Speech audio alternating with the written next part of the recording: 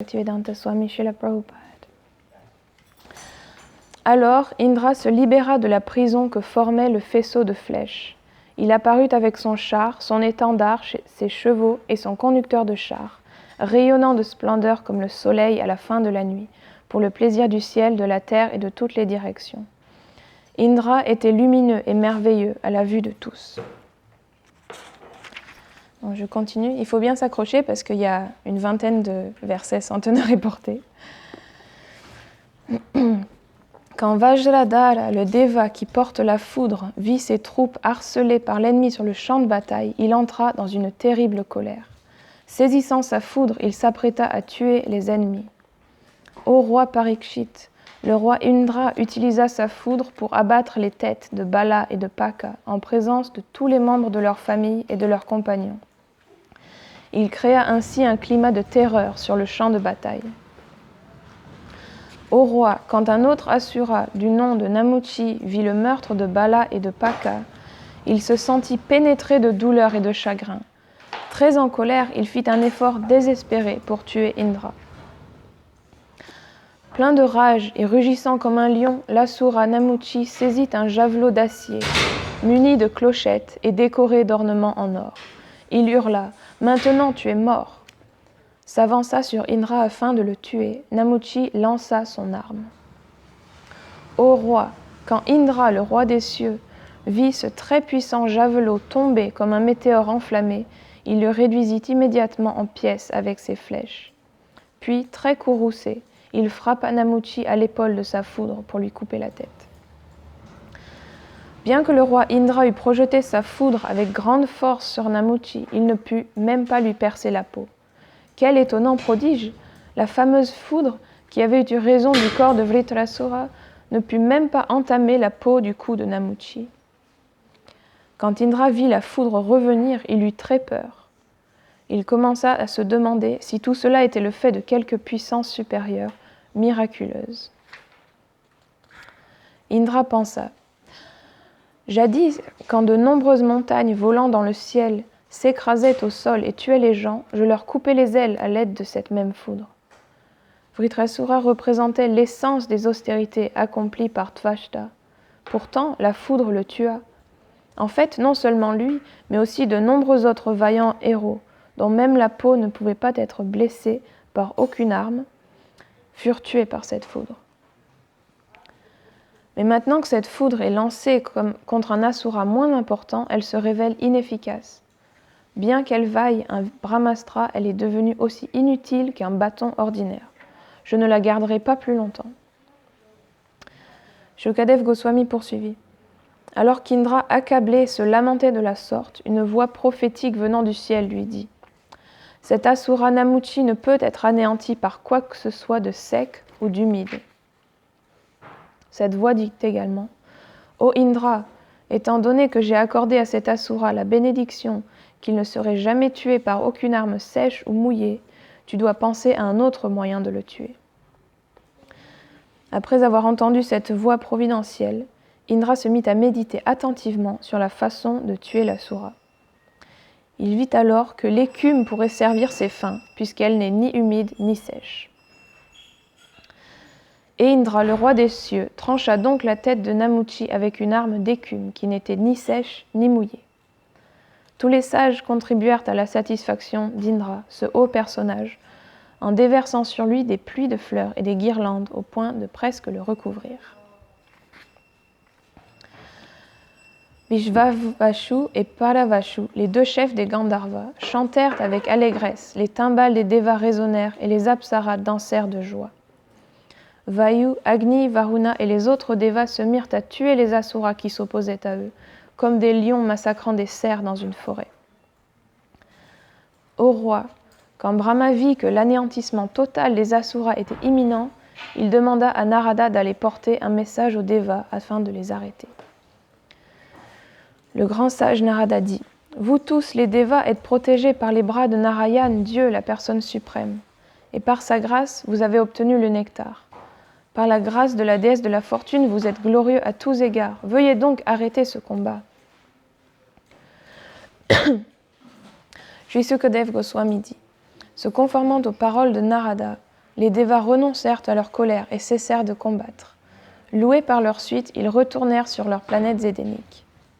Suivant l'ordre de Narada Muni, les quelques Asuras qui restaient sur le champ de bataille emmenèrent Bali Maharaj, qui se trouvait dans une condition critique, sur le mont Astagiri. Là, sur ce mont, Sukracharya ramena à la vie tous les Asuras morts au combat, mais qui n'avaient pas perdu leur tête, leur tronc ou leurs membres. Il réalisa cela à l'aide de son propre mantra appelé Sanjivani. Bali Maharaj avait beaucoup d'expérience en ce qui concerne les affaires universelles. Quand il retrouva l'usage de ses sens et de sa mémoire par la grâce de Sukracharya, il comprit tout ce qui s'était passé. En conséquence, bien qu'il eût été vaincu, il ne se lamenta pas. Teneur et portée. Il est intéressant de noter que, d'après ce verset, Bali Maharaj possédait une grande expérience. Malgré sa défaite, il ne se désola pas, car il savait que rien ne peut arriver sans le consentement de Dieu, la personne suprême. Étant un bhakta, il accepta sa défaite sans se plaindre. Dieu, la personne suprême, déclare dans la Bhagavad Gita « Kamanyevadikaraste mampalisu kadachana » Chacun dans la conscience de Krishna doit accomplir son devoir sans considérer la victoire ou la défaite. Le bhakta doit accomplir son devoir comme Krishna ou son représentant, le maître spirituel, le lui a ordonné. Anukulyena Krishnanu silanam bhaktirutama.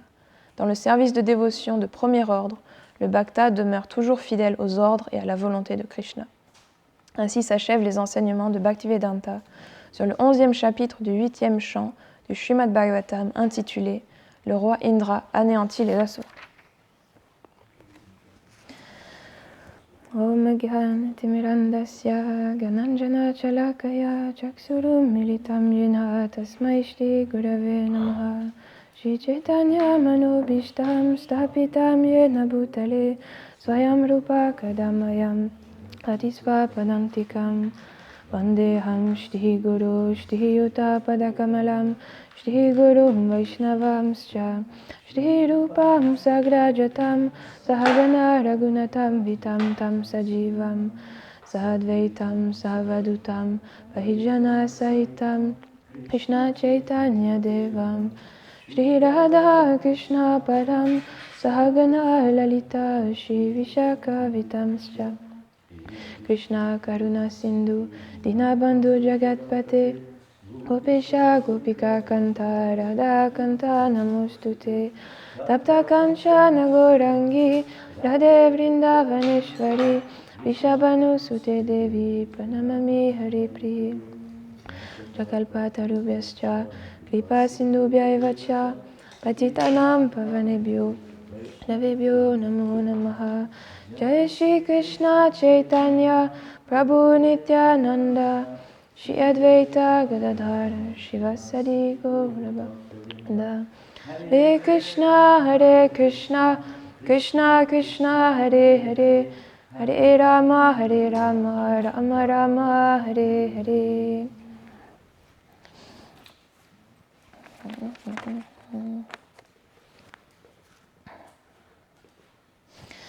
Donc, les Asuras et les Devas sont dans une bataille. Et on voit là, dans ce passage qu'on vient de lire que les Asuras étaient vraiment près de la fin.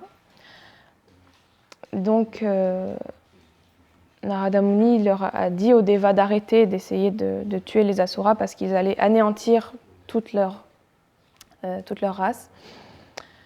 Et là, dans ce dernier verset, on voit que Bali Maharaj, qui est le roi des Asuras, se trouve dans un très mauvais état, lui-même physiquement, mais aussi toute son armée vient d'être dévastée.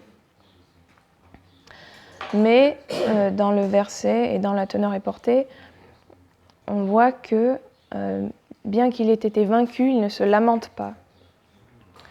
Et Srila Prabhupada ajoute dans la teneur et portée que il ne s'est pas désolé parce qu'il savait que rien ne pouvait arriver sans le consentement de Dieu. Donc, il a accepté sa condition sans se plaindre ou sans se lamenter.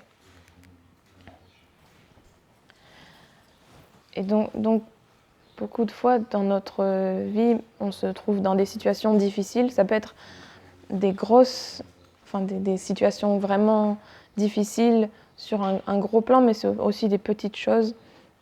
Même au quotidien, on a des difficultés.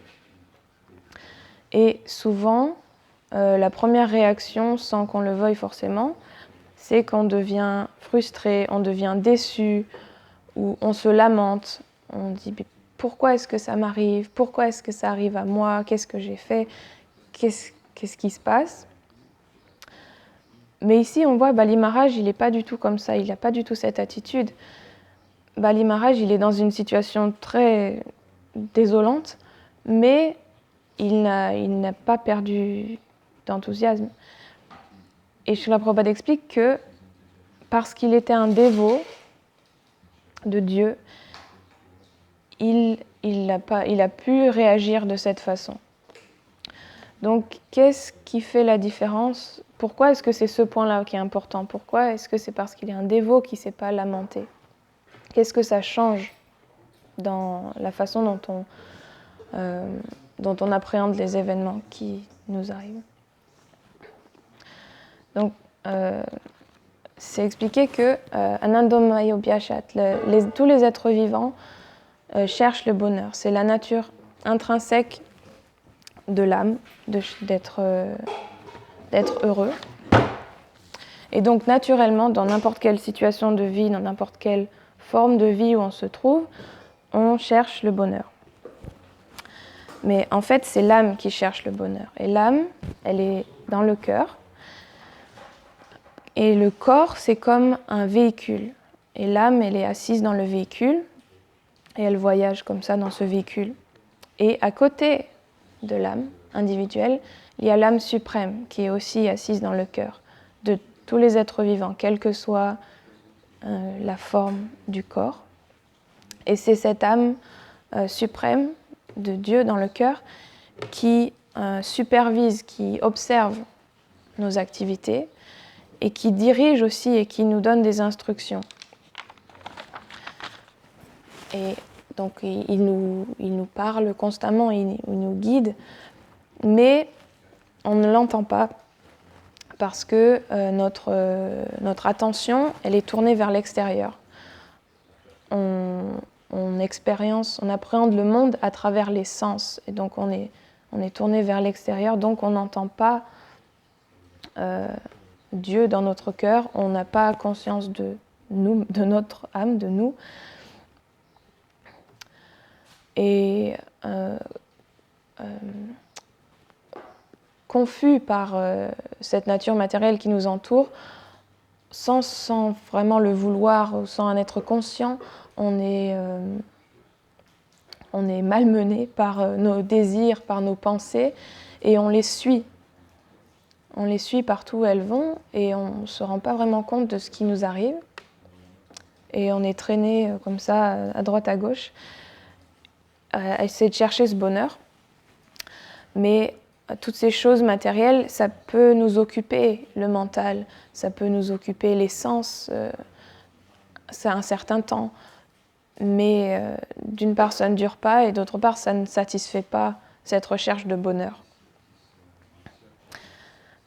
Prahlad Maharaj, il compare cette recherche de bonheur dans la satisfaction des désirs matériels à une démangeaison.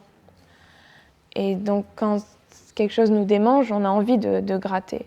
Et quand on gratte, ça fait du bien, ça nous soulage un petit peu. Mais en fait, on aggrave vraiment la situation. Et donc, on est de plus en plus déçus aussi, à chaque fois. Parce qu'on nage sur la surface de la vie. On cherche le bonheur à un niveau superficiel, matériel, donc on est emporté par tous les courants de l'énergie matérielle qui sont autour de nous. Et on est très affecté, nous, par les dualités de la joie, de la peine, de l'honneur ou du déshonneur, du succès ou de la défaite. Mais toutes ces choses, elles viennent et elles partent, et c'est au-delà de notre contrôle, ce qui se passe autour de nous. Souvent, on entend ça, s'il y a un Dieu, alors pourquoi est-ce qu'on souffre autant dans ce monde ? Si le monde est à l'image de Dieu, il est parfait, comment ça se fait qu'il y ait toutes ces difficultés ? Mais je crois que c'est dans la Sri Upanishad que Srila Prabhupada explique qu'il faut connaître le but du monde, le but de la vie, pour pouvoir ensuite juger est-ce qu'il est vraiment parfait ou pas, pour pouvoir comprendre ça. Et dans notre conscience actuelle, on se dit je veux être heureux, donc le but du monde, ça doit être que je sois heureux. Du coup, on comprend mal ce qui se passe.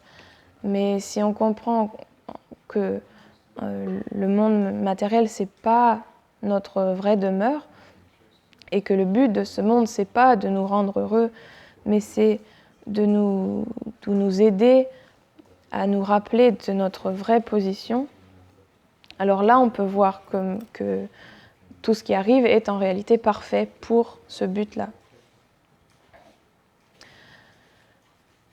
Et dans la Bhagavad Gita, Krishna il explique à Arjuna qu'il n'y a aucune raison de se lamenter pour les dualités du monde, parce qu'elles viennent et elles partent et elles n'ont rien à faire avec nous. On n'est pas du tout affecté par ça au niveau de l'âme. Donc la vie spirituelle, ça veut dire qu'au lieu de nager sur la surface de la vie, on va plus profond, sous la surface de l'eau, et là on n'est pas ballotté par les vagues qui sont sur la surface, parce qu'on est à un niveau plus bas de réalisation spirituelle, et on voit le monde avec cette perspective. Donc la vie spirituelle, c'est pas changer l'externe, et c'est pas quand on commence la vie spirituelle que toutes ces dualités ne nous arrivent plus, mais c'est un changement de cœur, de conscience et de perception, la façon dont on perçoit le monde qui change. Dans la teneur reportée, Srila Prabhupada explique que Bali Maharaj, il a su voir que ce qui lui arrivait était la volonté de Dieu. Donc c'est pour cette raison qu'il ne s'est pas lamenté, parce qu'il sait que tout ce que Krishna fait, c'est pour une raison, et en plus on sait que la raison, c'est pour nous aider à nous rappeler de lui. Il y a une petite histoire. Il y avait un roi et un ministre, et ils s'entendaient très bien. Le roi avait vraiment confiance en son ministre, et à chaque fois qu'il lui arrivait quelque chose, il demandait conseil à son ministre, et il disait « Pourquoi est-ce que ça m'est arrivé ? Pourquoi ça ? Pourquoi ça ?» Et à chaque fois, le ministre répondait « C'est la miséricorde de Krishna ». À chaque fois, chaque question, c'était toujours la même réponse. Le roi dit « Bon, d'accord, c'est la miséricorde de Krishna ». Et puis un jour, le roi, je ne sais plus ce qu'il faisait, et il s'est coupé le pouce. Et c'était un peu embêtant. Il rentre au royaume et il demande à son ministre, il dit, « Je me suis coupé le pouce, qu'est-ce qui se passe ?» Et le ministre, il dit, « Ah, mais c'est la miséricorde de Krishna. » Le roi, il a dit, « Quoi ? C'est la miséricorde de Krishna, c'est un blasphème, je me suis coupé le pouce, vous ne pouvez pas dire ça. Je veux plus vous voir, emmenez-le en prison. » Donc le ministre il s'est dit, bon, c'est la miséricorde de Krishna aussi, alors si je vais en prison. Et donc le roi, il a appelé un autre ministre pour remplacer le premier. Et ce deuxième ministre, il était toujours envieux du premier. Donc il était content d'avoir pris sa place. Et donc le ministre et le roi, ils sont partis chasser avec un groupe avec un groupe d'autres personnes. Et le ministre et le roi, d'une façon ou d'une autre, ils se sont un petit peu séparés du reste du groupe. Et des bandits les ont kidnappés.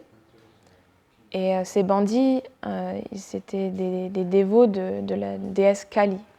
Et ils aiment bien faire des sacrifices à Kali, des sacrifices humains. Et ils se sont dit, waouh, un roi, ça va être un super sacrifice et elle va être vraiment contente de nous. Donc ils les ont emmenés chez eux, ils lui ont fait un bain, ils l'ont habillé de magnifiques vêtements de soie et tout ça. Et ils lui ont mis sa tête sur la planche pour lui couper la tête. Et le bourreau était là après. Et là, le prêtre, il arrive et dit, ah, attendez, on ne peut pas le tuer, on ne peut pas l'offrir à Kali, on ne peut qu'offrir quelque chose de parfait et de complet à Kali. Alors cette personne, il lui manque le pouce, donc on ne peut pas l'offrir. Laissez tomber, relâchez-le. Donc ils le relâchent, mais ils disent, bah oui, mais on a promis à Kali quand même une offrande, donc on va prendre le ministre.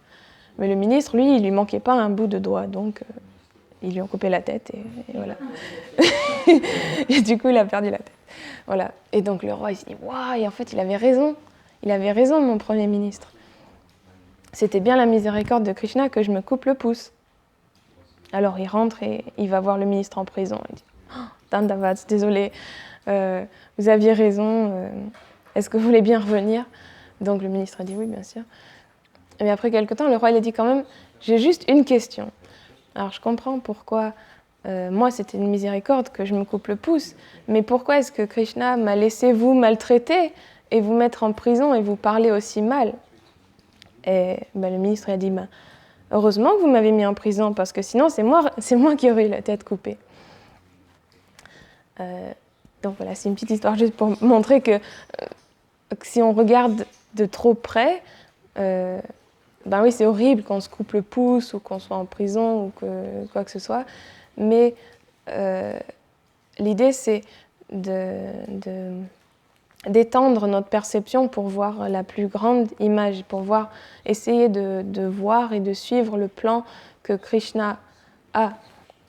Et du coup, dans cette perspective, on n'a pas à se lamenter, parce que on sait que Krishna, il est dans notre cœur, dans le cœur de tous les êtres vivants, et il sait exactement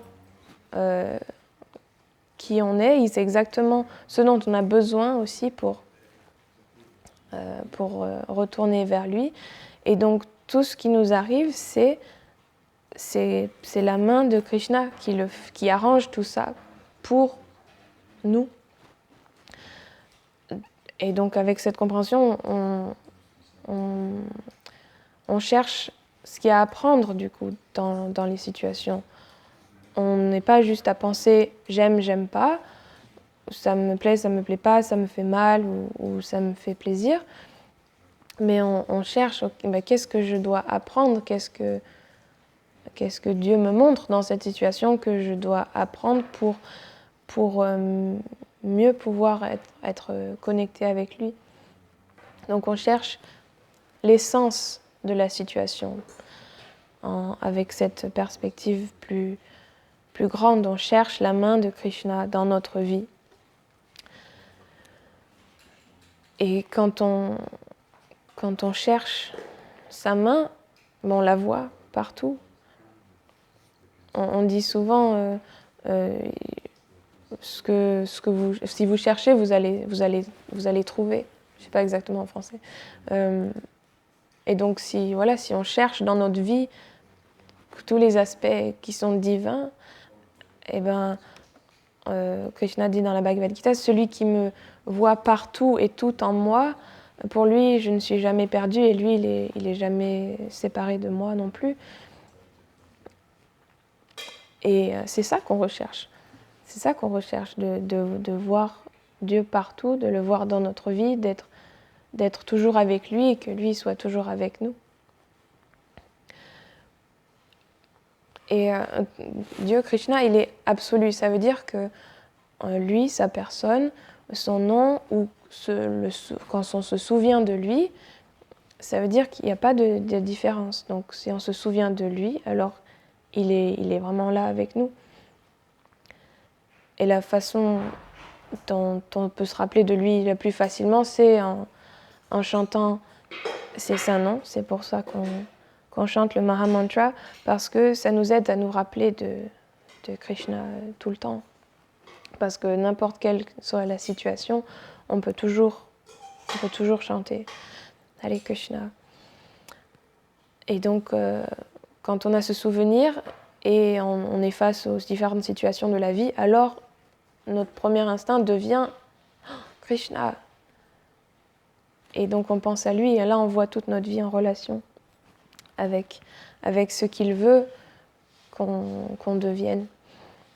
Et c'est ça le vrai sens du mot yoga, d'être en union comme ça, d'être en union permanente avec Dieu. Et c'est là qu'on trouve la vraie satisfaction du cœur, parce que l'âme, elle est partie, toutes les âmes sont des parties intégrantes de Dieu éternellement.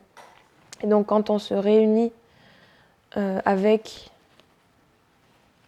Dieu, on est dans notre position naturelle. Et quand on est donc avec lui, c'est décrit que Krishna, c'est le soleil. Et quand le soleil, il n'y a pas d'obscurité. Donc toute cette lamentation, la peur, la frustration, toutes ces choses, elles n'ont pas de place quand on se rappelle constamment de Dieu à chaque moment. Mais un point important pour pouvoir développer une telle vision, c'est si on réfléchit un moment, même matériellement, l'air qu'on respire, l'eau, la nourriture, tout, c'est Dieu qui nous le donne déjà. Et ça, c'est juste des choses matérielles, apparemment. Et si déjà on commence à voir la main de Dieu là, dans l'arrangement, comment il s'occupe de nous matériellement déjà, on peut vraiment apprécier tout ce qu'il nous donne. Et en plus de ça, nous, on a de la chance d'être ici, d'entendre parler de Dieu plus personnellement. Et comme ça, on peut aussi voir comment il s'occupe de nous spirituellement. On commence à comprendre notre nature spirituelle et on peut apprécier ce qu'il fait pour nous à ce niveau-là aussi. Mais ce qui est important pour vraiment pouvoir entendre quand on chante le Mahamantra, quand on entend parler de Krishna, quand on cherche à comprendre les situations dans lesquelles on se trouve, c'est la qualité de la gratitude. Et la gratitude, c'est ce qui ça rend notre cœur fertile à recevoir ce qu'on nous donne. Et cette gratitude, on peut la voir quand on voit cette perspective plus grande, que en fait, tout ce qui se passe dans notre vie, c'est juste pour nous aider à devenir qui on est, à se rappeler de qui on est vraiment, de se reconnecter avec Dieu. Donc quand on cherche la main de Dieu et son amour partout, on le voit partout. Donc à chaque moment, on a ce choix de soit rester dans notre perspective fermée, de dualité, de ce qui plaît, ce qui ne plaît pas, mais qu'au contraire, on regarde un petit peu de plus loin notre vie en relation avec Krishna. On peut... on a ce choix. On a ce choix à chaque moment. Donc, la vie spirituelle, c'est pas une question d'attendre un moment dans le futur, on va peut-être arriver à quelque chose. C'est maintenant, en fait. C'est à chaque moment, on cherche la divinité dans notre vie. Et si on cherche ça, on va voir tout sous cette lumière divine. Et donc, on peut avoir de la gratitude pour toutes les opportunités à chaque instant qu'on a de se rapprocher de Dieu et de retrouver notre relation éternelle avec lui. Voilà. Hare Krishna. Est-ce que vous avez des questions ou des commentaires ou des corrections?